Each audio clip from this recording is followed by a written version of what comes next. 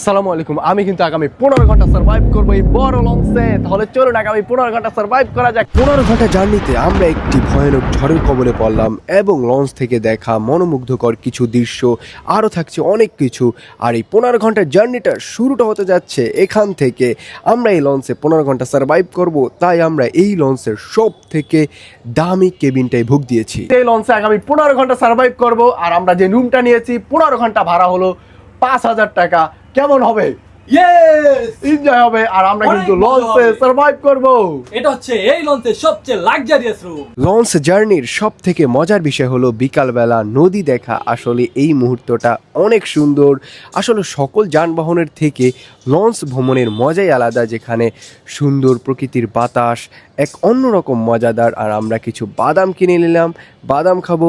বিকালবেলা ছাদের উপরে বন্ধুরা মিলে কিছুক্ষণ আড্ডা দিলাম ছাদের উপরে। আসলে লঞ্চ ভ্রমণ অন্যরকম। এতক্ষণ বিকেলবেলা আমরা এই লঞ্চে ঘোরাঘুরি করার পর সন্ধ্যাবেলা আমরা আসলাম আমাদের লাক্সারিয়াস রুমে।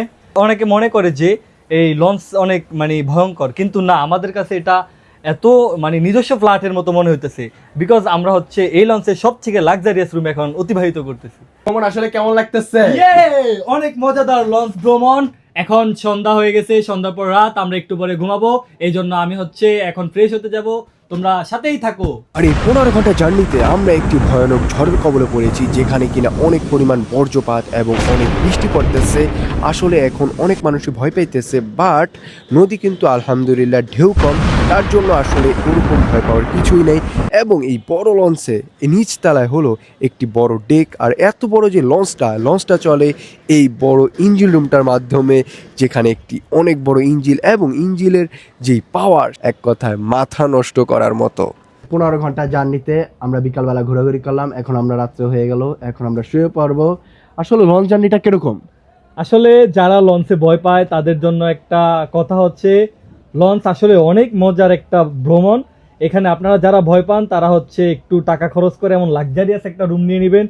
আপনাদের কাছে ভয়ঙ্কর মনে হবে না, এটা মনে হবে আপনারা আপনার নিজস্ব ফ্ল্যাটে আছেন। একেবারে সেরা মনে হবে। আর আমাদের এই 15 ঘন্টা জার্নিটা কিন্তু সেইভাবে কাটতেছে। আর ভিডিওটা দেখতে থাকো আর দা মিস্টার মাহফুজকে সাবস্ক্রাইব করো। এই 15 ঘন্টার জার্নিটার শেষটা হতে যাচ্ছে এখান থেকে। আসলে আমরা এই ভিডিওতে 15 ঘন্টা সার্ভাইভ করেছি একটি বড় লঞ্চে।